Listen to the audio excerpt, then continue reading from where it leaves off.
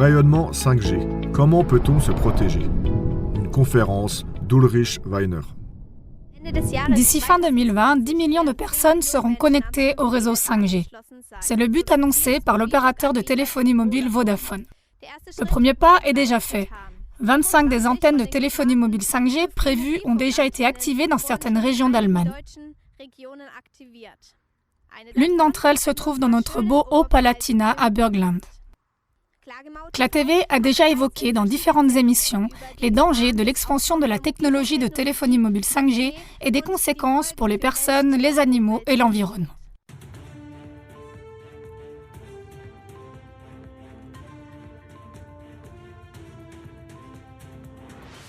Ulrich Weiner, le spécialiste allemand bien connu en téléphonie mobile, s'est entre autres penché sur la question de savoir ce que nous pouvons faire concrètement à ce sujet.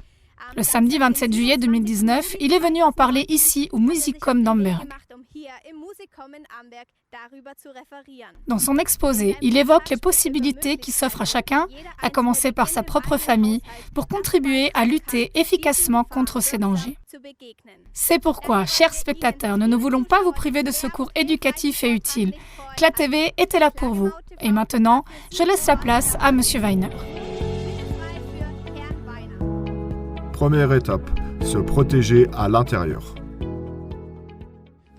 Alors, voyons ce que nous pouvons faire. La première étape est toujours de trouver les stations émettrices dans notre propre maison et de les éteindre et finalement les débrancher. Quels sont les émetteurs dans notre propre maison? Nous en avons déjà parlé aujourd'hui, c'est le routeur Wi-Fi. Dans la maison, il y a de plus en plus des appareils qui fonctionnent par fréquence radio, comme des systèmes de sonorisation, des alarmes incendie, même dans les voitures modernes. Il y a actuellement des émetteurs assez importants de radiofréquences. Jetons un coup d'œil au Wi-Fi. Là aussi, la télécom allemande écrit littéralement dans le mode d'emploi des nouvelles box Speedport: évitez d'installer votre Speedport à proximité immédiate des chambres à coucher, des chambres d'enfants et des salons, afin de maintenir l'exposition aux champs électromagnétiques aussi faible que possible. Là aussi, la télécom se protège et dit « pas dans la chambre à coucher, pas dans la chambre des enfants, pas dans les salons ». Alors je me demande, qu'est-ce qui reste encore dans l'appartement ou la maison? Même les câbles opérateurs proposent maintenant des routeurs qui offrent toujours un Wi-Fi externe, comme un Wi-Fi libre, et vous ne pouvez pas l'éteindre vous-même. Il faut désactiver ça sur l'outline, par assistance téléphonique. Et même avec certains Speedport, il y a déjà 2 Wi-Fi. L'un pour vos propres besoins, qu'on peut éteindre soi-même, et un pour n'importe quel voisin, pour n'importe quelle personne passant dans la rue. Ils peuvent utiliser le Wi-Fi et vous devez le faire désactiver en externe, c'est-à-dire par télécom.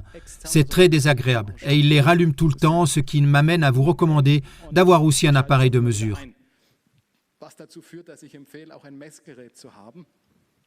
La principale source de rayonnement dans les maisons, à part le Wi-Fi et le téléphone sans fil, est de nombreuses stations de base qui émettent 24 heures sur 24, même si on ne téléphone pas. Donc, tout ce qui nous pollue et nous rend vraiment malades, ce sont les émetteurs qui diffusent 24 heures sur 24, même s'ils ne sont pas utilisés. Cela inclut les stations de base, mais bien sûr aussi les téléphones sans fil ainsi que le Wi-Fi. Alors, voyons encore une fois. Premier pas pratique, câblage de tous les appareils. Alors, procure-toi de nouveau un téléphone filaire. C'est très important, installez Internet par câble. Donc, câblez tout l'ordinateur, puis éteignez le Wi-Fi et le Bluetooth, même sur le téléviseur. Sur les téléviseurs modernes, c'est incorporé. Les alarmes incendie, là, c'est assez délicat. Il faut regarder quelle technologie on a, qu'est-ce qu'il faut débrancher et comment le faire. Les haut-parleurs à distance, ce sont tous ces systèmes de sonorisation. Certains aspirateurs ont déjà le Wi-Fi. Les nouveaux, oui. Oui, l'aspirateur Wi-Fi doit diffuser ses radiofréquences autour de lui, ou la machine à laver aussi. Et ça va empirer avec la 5G. Donc, avec la technologie 5G, ils veulent introduire tout ça. Les machines à laver, le réfrigérateur, les écouteurs ont le Bluetooth, est très important dans la voiture. Actuellement, nous avons des voitures modernes, et d'ailleurs, elles n'ont pas besoin d'être si modernes que ça. Dans les voitures, on a des routeurs Wi-Fi complets et beaucoup de Bluetooth. Et s'il vous plaît, éteignez ça dans les voitures. J'ai déjà fait une vidéo, un petit film vidéo, comment faire ça. Donc, vous pouvez aussi trouver tout ça sur mon site. Et si je reviens aux aspirateurs et à la machine à laver en tant que consommateur, vous avez là aussi un grand pouvoir. S'il vous plaît, n'achetez pas quelque chose comme ça. Si vous avez besoin d'un nouvel aspirateur et que le vendeur vous dit « Hey, un nouvel aspirateur super, tout équipé avec le Wi-Fi, ça marche tout seul, il fonctionne tout seul, sans souci », alors vous dites « Non merci, je préfère avoir un aspirateur normal qui fonctionne aussi sans souci ». Donc s'il vous plaît, le consommateur a un grand pouvoir, tout comme le consommateur peut boycotter très clairement son propre smartphone et son téléphone portable, se désabonner. Je sais que c'est un peu difficile, mais c'est très efficace, oui, très efficace. Souvent, quand je suis dans des communes où on veut construire une nouvelle antenne, on me dit toujours « Monsieur Weiner, avez-vous une solution simple que nous puissions mettre en œuvre très rapidement et qui nuise vraiment à la télécom ?» Je dis « C'est très simple, allez de maison en maison. Il suffit à chacun de remplir les formulaires d'annulation des contrats de téléphonie mobile et il suffit de donner à la télécom, disons, 500 annulations. Cela impressionne encore plus que 500 signatures. Très simple, mais bien sûr, vous devez réorganiser votre vie. Ne plus appeler des numéros de portable. Je ne fais plus ça maintenant. Parce que je dis qu'à chaque fois que j'appelle, je donne de l'argent à cette industrie. Donc je dois juste changer de conscience. Si nous n'appelons pas les numéros de portable, nous n'aurons plus besoin d'antenne. J'y reviendrai plus en détail dans un instant. Une belle maxime de Marie von Eschenbach, elle dit « Nous cherchons la vérité, mais nous ne voulons la trouver que là où ça nous plaît. » C'est juste une faiblesse humaine normale. Je dis d'abandonner son propre smartphone bien aimé. Ce n'est pas rien. Il faut bien se préparer, il faut bien réfléchir à la façon de le faire. Je viens juste de conseiller une société qui a jeté la plupart de ses smartphones. Là, vous devez dire aux employés, « Attention, vous avez besoin d'un agenda, vous avez besoin de votre propre réveil. Vous avez besoin de tout ce que peut faire un smartphone. » Dans un instant, je vous montrerai une solution transitoire, mais cette citation qui me plaît beaucoup, elle vient du journal Spiegel. Il s'agit des parents tech, des enfants des parents tech de la Silicon Valley. La Silicon Valley, c'est la région d'Amérique où tout cela est développé. Pas seulement là, mais beaucoup vient de là. Et il y a un phénomène intéressant qui se produit. Je veux vous le dire à titre d'encouragement, surtout pour ceux qui ont des enfants et des adolescents. Voilà. Les parents qui travaillent chez Google et Facebook ne permettent pas à leurs enfants d'utiliser les produits qu'ils développent eux-mêmes. C'est grotesque. Les enfants de la Silicon Valley n'ont pas de téléphone portable et ne peuvent pas s'asseoir devant un écran. Ce sont tous ces pères et mères tech qui disent à leurs enfants « Ne touchez pas à ça, c'est ce que mon entreprise a construit. » Moi, je crois que ces parents, ils ont été bien secoués pour réagir comme ça. Donc, nous avons ce constat que les enfants du patron de Google, les enfants du patron de Facebook, aucun d'eux n'a de smartphone. Ils savent pratiquement tout. Et ça doit nous encourager à faire la même chose, puisque leurs enfants n'utilisent pas ces technologies. Mais bien sûr, il y a une solution intermédiaire. On me demande souvent, le sujet revient tout le temps. Par exemple, les jeunes ont souvent du mal à s'y retrouver. Il y a le club de sport et au club de sport, les rendez-vous sont décalés, les entraînements sont décalés, alors tout passe par WhatsApp. Avec les groupes de musique, tout plein de clubs comme ça. C'est très répandu aussi et finalement on dit « Ok, on a besoin de WhatsApp ». Je veux dire qu'il y a un autre moyen. J'entends toujours de nombreux témoignages. Je rencontre des enfants et des adolescents qui trouvent des moyens d'arriver à ces rendez-vous, même sans WhatsApp. Donc il y a toujours des moyens. Mais comme je l'ai dit, voici une solution même pour le monde des affaires. Vous pouvez relier le smartphone avec un câble. Vous pouvez désactiver la fonction « Données mobiles ». Alors en haut, on voit qu'on l'a désactivé, puis on passe au mode avion. Voici le mode avion. Ensuite, vous pouvez toujours travailler avec ce smartphone. Vous pouvez utiliser WhatsApp, vous pouvez tout faire, mais il n'y a pas d'onde, c'est câblé. Et ça fonctionne beaucoup mieux avec le câble. Et comme je l'ai dit, c'est un grand problème dans les bureaux ouverts. Les entreprises ont de gros problèmes de burn-out, comme nous l'avons déjà mentionné aujourd'hui, mais aussi de sensibilité aux infections. Une petite vague de grippe et la moitié de l'entreprise est malade. Je ne sais pas si c'est pareil ici. On entend ça sans arrêt, j'entends ça partout. Et maintenant, il y a de plus en plus d'hommes d'affaires qui disent « On arrête avec ce truc, on débranche le Wi-Fi, on câble notre bureau. » Quand le personnel qui travaille à l'extérieur vient, ils doivent brancher leur smartphone avec le câble. C'est juste un exemple. C'est une mesure très efficace. Un tel câble coûte en moyenne 10 à 20 €. C'est très peu cher et c'est efficace. Pareil pour les tablettes, ça fonctionne vraiment. Que dois-je faire si je n'ai plus d'ondes dans ma maison, mais que les ondes viennent de l'extérieur? C'est bien sûr aussi un point très important. Vous entendez souvent les opérateurs de téléphonie mobile dire que si vous avez une telle antenne sur le toit, ce n'est pas un problème, parce qu'elle rayonne en dehors du toit. C'est vrai, le rayonnement principal est orienté en dehors de la maison, mais il y a toujours des faisceaux latéraux. Donc si c'est sur votre propre toit, c'est vous-même qui êtes toujours le plus affecté. Avec la 5G, les émetteurs doivent être rapprochés tous les 100 mètres, et alors pratiquement tout le monde sera affecté. Alors il n'y a pas d'autre solution, tu dois te protéger. Comment le faire? Quelque chose d'un peu voyant, mais très efficace. Une grille de protection contre les ondes, par exemple. Cet exemple est également intéressant. L'émetteur mesure 9,98 mètres de haut. Il n'y a pas besoin d'un permis de construire pour l'émetteur. Mais pour la grille de protection contre les ondes hautes de 7,50 mètres, il faut un permis de construire. Aussi cette chose qui vient de Franconie, très efficace, ces treillis de protection. Mais je dirais, ils sont efficaces, mais du fait de leur structure et de leur technologie, ils sont très difficiles à monter et à entretenir. Un filet de protection anti-ondes au-dessus du lit est plus efficace. Nous l'avons déjà vu avec les personnes concernées. C'est très courant. Cette famille, par exemple, a emménagé dans la cave. Je le conseille également. Le sous-sol est aussi très bien aménagé. Il faut dire qu'ils l'ont si bien rénové qu'ils peuvent y vivre. C'est pourquoi, à notre époque, je suggérerais presque que les enfants aient leur chambre au sous-sol plutôt que sous le toit. Parce que sous le toit, il y a toujours plus d'ondes qu'au sous-sol. Ensuite, il y a les baldaquins de protection anti-ondes au-dessus des lits. Voilà par exemple un lit d'enfant, c'est très efficace. Il s'agit des filets que j'ai aussi dans ma voiture. Ils sont très efficaces, pas très bon marché, mais très bons. Vous pouvez donc protéger vos maisons, c'est très efficace. Ça fait aussi un peu de publicité. Vous pouvez imaginer, si vous peignez toute votre maison en noir, comme ici dans un nouveau lotissement dans un village bavarois, vous verrez toutes les conversations que vous aurez devant chez vous. Tu n'as pas besoin de faire une conférence, ils viennent tous.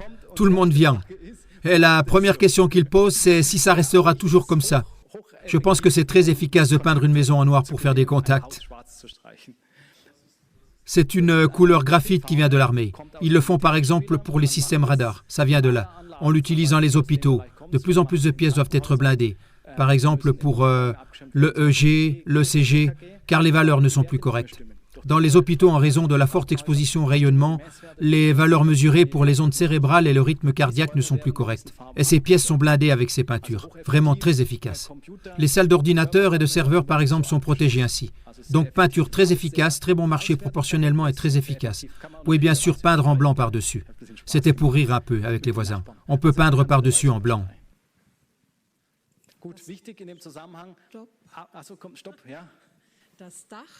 Le toit peut-il aussi être peint? Non, le toit ne se peint pas bien, ça part avec la pluie. Non, sous la toiture, vous pouvez mettre une toile, un pare-vapeur, par exemple, Delta Reflex. Il y a différents films que vous pouvez mettre sous la toiture. Aussi les fenêtres. Là, on a ces fenêtres à plusieurs vitrages, ces vitres par soleil. Elles renvoient beaucoup d'ondes. Il est important aussi que les cadres soient en métal ou en aluminium. Ensuite, il faut aussi faire attention à ce qu'il y ait une connexion conductrice entre la peinture et la fenêtre. Donc ce n'est pas difficile, mais ce n'est pas tout à fait simple non plus. Il faut de toute façon se faire conseiller si on veut protéger complètement une maison. On peut peindre à l'intérieur d'une habitation collective.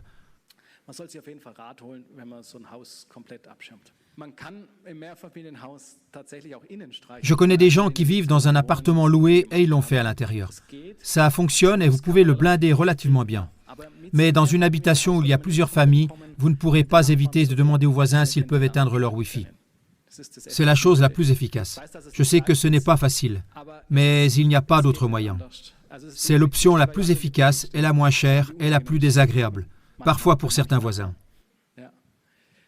Eh bien, ce que j'aimerais ajouter, c'est que si vous vous protégez contre l'électrosmog, vous pouvez le déduire de vos impôts. Plusieurs procès dans ce sens ont été gagnés. Ce montant peut donc être déduit de l'impôt sur le revenu à titre de dépenses spéciales. Étape suivante, protection en dehors de la maison. Bon, passons maintenant à d'autres choses pratiques. La première étape consistait simplement à vous protéger, à commencer dans la maison et à protéger la maison. Que pouvez-vous faire d'autre? Et c'est là que c'est très important pour moi. J'aime vraiment cette phrase, cette déclaration. Elle dit « Plus un pays a de citoyens courageux, moins il aura besoin un jour de héros ». L'essentiel est la quantité, c'est-à-dire le fait de changer les choses ensemble. Donc ce que je recommande en tout cas, c'est d'être comme du sable dans un rouage. Nous pouvons voir comment nous avons fait cela dans la ville d'Amberg. Je trouve ça génial d'être comme du sable dans un rouage, c'est-à-dire faire toutes ces choses qui sont opposées à ce développement 5G. Même une chose simple, tout le monde peut le faire. Par exemple, payer de nouveau en espèces pour ne pas nous faire prendre dans tous ces trucs de cartes. Et puis les nouvelles cartes de paiement bancaire ont cette fonction NFC, paiement sans contact, c'est-à-dire déjà avec une puce électronique. Vous pouvez faire désactiver cette fonction sans contact, vous pouvez la faire désactiver. S'il vous plaît, faites-le. Un autre exemple, ne prenez pas les compteurs intelligents. En fait, dans la pratique, nous devons dire à l'industrie, et c'est valable également pour la ville d'Amberg, si nous leur disons que nous ne participerons pas à leurs systèmes commerciaux qu'ils développent avec la 5G, alors la 5G ne sera pas rentable. C'est donc une possibilité, par exemple. Ne participez pas aux systèmes commerciaux des compteurs intelligents. Alors, au sujet des passeports, par exemple, ce passeport vert n'est valide que pour 1 an. Il n'a pas de données biométriques, il n'a pas de puce et il n'a pas d'empreinte digitale. Voyez, ça c'est le mien, j'en ai un. Par contre, le passeport rouge contient un système d'antenne complet. Alors vous voyez, je l'ai laissé un peu trop longtemps au micro-ondes, oui. Vous voyez cette grande antenne dans ce cadre ici? Et ici à gauche, c'est la puce, vous voyez? Voici donc la puce radio. C'est la puce radio et c'est une antenne ici autour. Et avec cela, vous pouvez émettre pas mal d'ondes. Alors, qu'est-ce qu'on peut faire d'autre? Il est important d'informer vos compatriotes. Je peux mettre un signe à la porte de mon appartement. Je peux accrocher à la porte de ma maison « Attention, téléphone portable éteint » pour qu'il soit tout simplement clair pour ceux qui entrent dans ma maison qu'ils laissent leur téléphone portable dehors ou l'éteignent. Tout simplement. C'est comme un témoignage que tu mets à ta porte. Les petites choses de la vie quotidienne sont si importantes. C'est en fait la chose la plus importante pour moi. Bien sûr, on pourrait être encore plus conséquent, mais les petites choses de la vie quotidienne sont si efficaces, ne les sous-estimons pas. Et s'il y a des personnes pour qui c'est plus difficile, alors il faut être un peu plus brutal. Ça, c'est ma méthode pour éteindre leur portable. Ça a bien sûr plus un caractère, plus persuasif. Alors, encore quelques autres idées, juste quelques-unes. Donc, ce sable dans les rouages, ces petites choses que tout le monde peut faire. Les cartes d'assurance maladie. Il y en aura de nouvelles cartes d'assurance maladie avec encore plus de capacité de fréquence radio. Ne les acceptez pas. Dites que l'ancienne est suffisante. Si c'est possible, résistez-y. Ensuite, lors de l'achat de nouveaux équipements, comme nous l'avons dit plus tôt, s'il vous plaît, prêtez attention à l'offre et à la demande. N'achetez pas d'appareils dotés de la technologie des ondes. Ou s'il n'y en a pas d'autres, assurez-vous que vous pouvez désactiver les ondes dans ces appareils. Diffusez des brochures, des prospectus. C'est une chose très simple à faire. Peu importe à qui je parle, avec mon voisin, avec mes amis, avec mes collègues de travail, je distribue des dépliants. Je fais des tables de littérature dans le centre-ville d'Amberg. Il faut sortir. L'information doit sortir. Les gens ne savent rien. Sortez autant que possible. Profitez de chaque occasion de parler de la 5G, bien sûr. Je le fais aussi, mais surtout ne soyez pas insistant. Parlez toujours de façon amicale et semez ainsi une graine. Quand je remarque après 2 ou 3 phrases qu'il ne veut pas vraiment savoir quelque chose, alors je parle de la météo. C'est bien qu'il pleuve aujourd'hui, oui, ou quelque chose comme ça.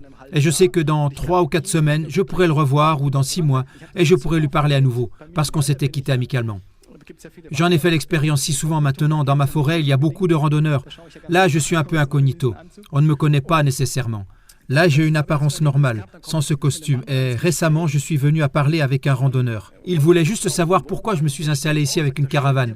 Il a dit « Oh, ça doit être beau ici en été ». Et moi, j'ai dit « Oui, mais je suis là même lorsqu'il y a 1 mètre de neige ». Et puis, il était un peu curieux et on a eu une petite discussion. Et puis, il m'a dit « Vous êtes déjà la 3e personne à me dire que la téléphonie mobile est dangereuse. Il doit y avoir une part de vérité. » Maintenant, il veut en savoir plus et s'informer, et j'ai pu lui donner une brochure. Alors, ne les sous-estimez pas, ces petites choses dans la vie de tous les jours. C'est si important. Il y a tellement de force là-dedans. La quantité de toutes ces choses du quotidien font cette force. La plus petite chose n'est pas à sous-estimer, au contraire. Les petites choses sont capables de plus que certaines grandes choses. Et à travers ces petites conversations, à travers cette communication, je peux faire un pas en avant. Ce que je recommande fortement, c'est la prochaine étape. Abonnez-vous à ma newsletter. Vous pouvez aussi vous inscrire là-dehors ou simplement sur Internet. Et commencez à regarder autour de vous, vos amis, votre famille, qui est réceptif, qui écoute, et par exemple, qui je peux inviter à la prochaine conférence. Optimisez vos carnets d'adresses. C'est très, très, très important. Vous savez, optimisez vos carnets d'adresses. Nous allons refaire quelques actions, vous comprenez ? Et chacun d'entre vous a besoin d'un carnet d'adresses où vous pouvez immédiatement envoyer une liste de diffusion par email. Assurez-vous d'avoir un contact personnel. Mais assurez-vous d'avoir toujours un contact téléphonique, un contact personnel. Connectez-vous en réseau là où vous le pouvez.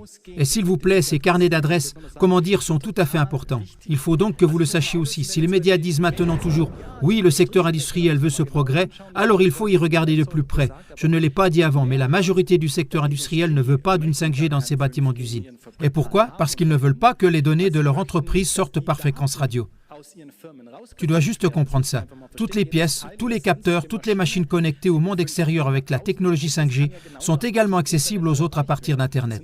Il y a toujours les deux faces. Et les entreprises veulent elles-mêmes avoir leurs données sur leur propre serveur. Elles ne veulent pas que le monde entier puisse savoir quel type de voiture BMW est produite actuellement. Je pense qu'en ce moment, il est crucial que nous nous rendions à nouveau indépendants de cette technologie. Je dis juste que tout le monde doit trouver les chemins pour lui-même. Est-ce que mes contacts, les contacts les plus importants avec qui je travaille pour une même cause, est-ce que cette communication fonctionne sans Internet? C'est une question importante. Je dirais, est-ce que chez moi je peux me chauffer même sans électricité et Internet et comment je peux cuisiner? Ce sera un sujet de discussion de savoir si j'utilise des techniques alternatives. Est-ce que ma vie continuera de fonctionner si je n'ai pas de smartphone et d'accès Internet? Et qu'est-ce que je peux changer pour rendre cela possible? Que chacun y réfléchisse pour son propre environnement. Je pense qu'il est tellement important que vous ne soyez plus jamais pris par cette technologie. Eh bien, comme alternative à Internet, je recommande l'Express main à main, la voix et la contre-voix. Une très bonne idée, qui est maintenant disponible dans plus de 20 langues et utilisée dans de nombreux pays. Il s'agit d'un petit journal qui paraît une fois par semaine, recto verso de format A4 avec des sujets importants. Par exemple, dans la dernière édition, il s'agissait du TDAH, de la téléphonie mobile, etc. En allemand, il est édité une fois par semaine. Il peut être copié ensuite redistribué. Il s'agit d'une communication sans Internet. C'est déjà très répandu dans plusieurs pays et parmi vos contacts, vous pouvez voir qui le souhaite. C'est une possibilité si Internet tombe en panne. Vous pouvez voir où vous pouvez obtenir des informations, même sans Internet, encore sur papier et toutes les semaines. Et bien sûr, les actions chez vous, je trouve ça génial. Il faut le faire de temps en temps. Je fais aussi de telles actions. Je grimpe sur une antenne de téléphonie mobile, j'invite les chaînes de télévision. Mais essayez de contacter les chaînes de télévision s'ils veulent y participer. Nous devons forcer la télévision et la presse à en parler.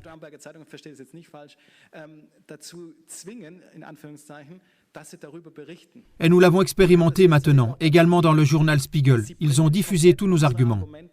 Nous en sommes arrivés à ce qu'ils diffusent nos arguments. Bien sûr, ils essayent de les banaliser, de les invalider, bien sûr. Cela fait partie de leur travail. Mais au moins, ils les diffusent. Nous devons donc en arriver au point où, par des actions, par de la publicité, ils doivent apporter des choses. Parce que les gens disent simplement « Attendez, j'ai payé un abonnement, mais vous ne m'informez pas. Alors je résilie mon abonnement. » Est-ce que vous comprenez? Alors vous pouvez rester où vous êtes. Parce que nous avons des problèmes ici et que vous ne diffusez jamais rien sur ces problèmes. Et c'est pourquoi il est toujours important de faire des choses parallèlement. Faites des actions dans la ville, être publiquement visible et aussi publier sur Internet des choses qui sont documentées, que chacun a la possibilité de voir. Et puis ils ne pourront plus cacher des choses parce que c'est déjà évident. Donc là encore, ce contact personnel est tellement important. Je ne peux pas encore plus le souligner. C'est un travail fondamental. C'est aussi parfois la chose la plus fatigante. Mais ces contacts personnels, ça c'est le fondement. Pour chaque action, par exemple aussi pour la conférence d'aujourd'hui, il y avait une poignée de personnes qui se sont réunies. Elles ont développé des contacts personnels et ont dit que nous allons faire quelque chose. Et c'est tellement crucial. Ne vous méprenez pas sur ces petites choses. Comment dire, ne les banalisez pas. Les petits pas sont les plus décisifs parce qu'ils ont le plus grand effet. Et plus nous faisons fidèlement ces petits pas, plus nous influençons efficacement la politique, les médias, etc.